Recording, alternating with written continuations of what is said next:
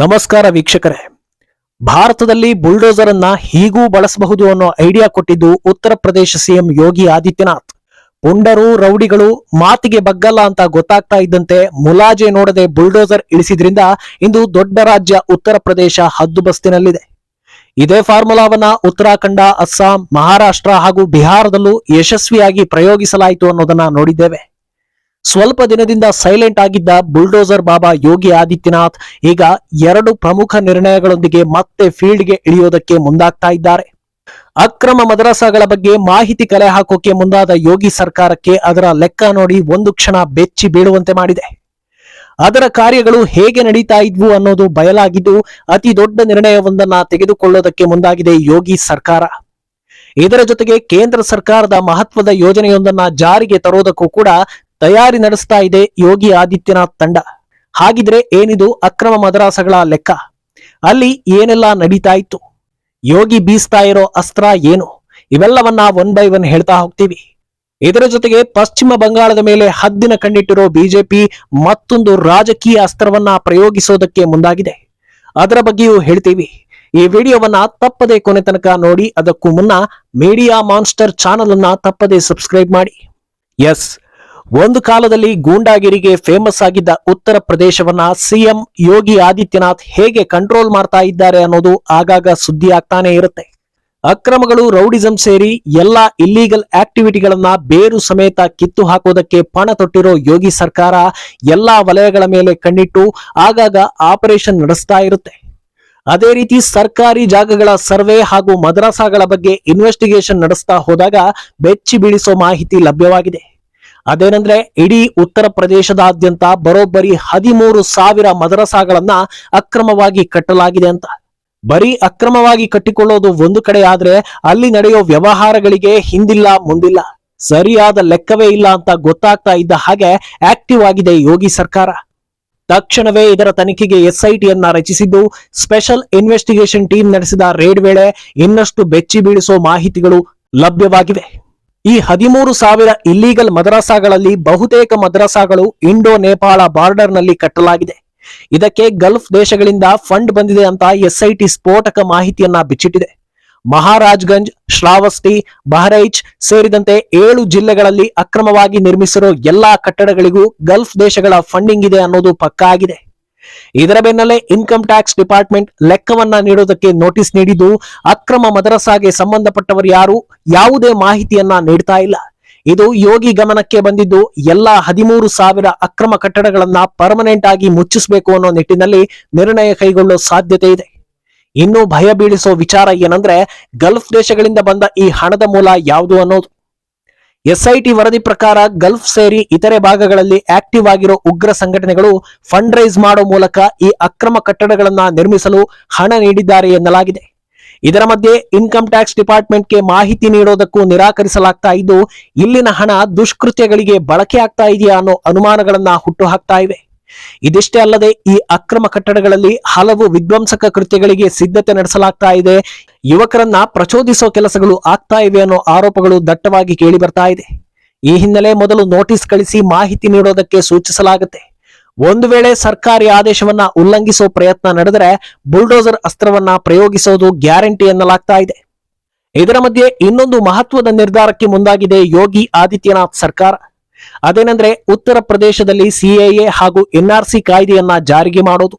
ಹೌದು, ಅಂದಹಾಗೆ ಈ ಹಿಂಟನ್ನ ಕೊಟ್ಟಿರೋದು ಗೃಹ ಸಚಿವ ಅಮಿತ್ ಶಾ.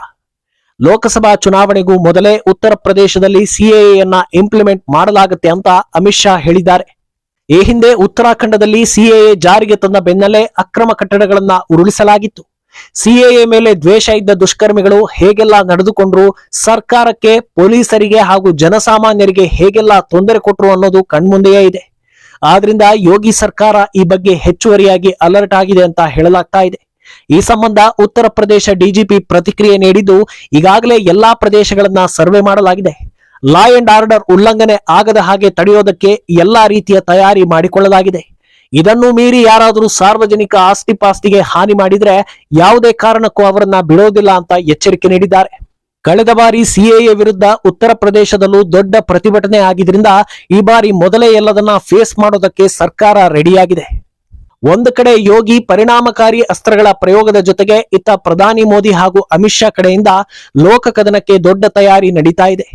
ಪಶ್ಚಿಮ ಬಂಗಾಳವನ್ನ ಪ್ರತಿಷ್ಠಾ ಕಣವನ್ನಾಗಿ ತೆಗೆದುಕೊಂಡಿರೋ ಪ್ರಧಾನಿ ಮೋದಿ ಟಿಕೆಟ್ ಫೈನಲ್ಗೂ ಮುನ್ನವೇ ಯಾವ ಕ್ಷೇತ್ರಕ್ಕೆ ಯಾರು ಸುಟೇಬಲ್ ಅನ್ನೋ ಬಗ್ಗೆ ಆಂತರಿಕ ಮಾಹಿತಿಯನ್ನ ತರಿಸಿಕೊಳ್ತಾ ಇದ್ದಾರೆ.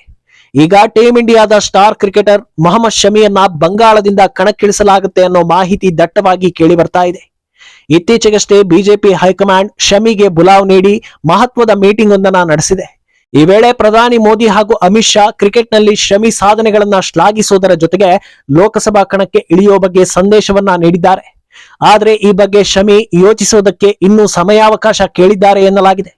ಒಂದು ವೇಳೆ ಶಮಿ ಓಕೆ ಅಂದ್ರೆ ಬಿಜೆಪಿ ಟಿಕೆಟ್ ಸಿಗುವುದು ಪಕ್ಕಾ ಎನ್ನಲಾಗ್ತಾ ಇದೆ. ಆದ್ರೆ ಯಾವ ಕ್ಷೇತ್ರದಿಂದ ಅನ್ನೋ ಗುಟ್ಟನ್ನ ಇನ್ನೂ ಬಿಟ್ಟುಕೊಟ್ಟಿಲ್ಲ. ಸದ್ಯ ತೃಣಮೂಲ ಕಾಂಗ್ರೆಸ್ನಲ್ಲಿರೋ ಲೀಡರ್ಗಳ ಎಲ್ಲಾ ಅಕ್ರಮ ಹಾಗೂ ಬಂಡವಾಳ ಬಯಲಾಗ್ತಾ ಇದ್ದು, ಶಹಜಹಾನ್ ಪ್ರಕರಣದ ನಂತರ ಇಡೀ ಸಮುದಾಯಕ್ಕೆ ಕೆಟ್ಟ ಹೆಸರು ಬರ್ತಾ ಇದೆ. ಆದ್ರಿಂದ ಅದೇ ಸಮುದಾಯದಿಂದ ಒಬ್ಬ ಸಾಧಕನನ್ನ ಕಣಕ್ಕಿಳಿಸಿದ್ರೆ ಖಂಡಿತ ಜನ ಬೆಂಬಲಿಸ್ತಾರೆ ಅಂತ ಲೆಕ್ಕಾಚಾರ ಹಾಕಲಾಗಿದೆ. ಇನ್ನೊಂದೆಡೆ ಬಂಗಾಳ ಸರ್ಕಾರಕ್ಕೆ ಚಾಲೆಂಜ್ ಮಾಡಿದ್ದ ಹೈಕೋರ್ಟ್ನ ಮಾಜಿ ನ್ಯಾಯಮೂರ್ತಿ ಅಭಿಜಿತ್ ಗಂಗೂಲಿ ಬಿಜೆಪಿಗೆ ಸೇರ್ಪಡೆಯಾಗಿದ್ದಾರೆ. ಲೋಕಸಭೆಯಲ್ಲಿ ಕಣಕ್ಕಿಳಿಯೋ ಬಗ್ಗೆ ಇನ್ನೂ ಯೋಚಿಸಿಲ್ಲ ಅಂತ ಗಂಗೂಲಿ ಹೇಳಿದ್ದಾರೆ.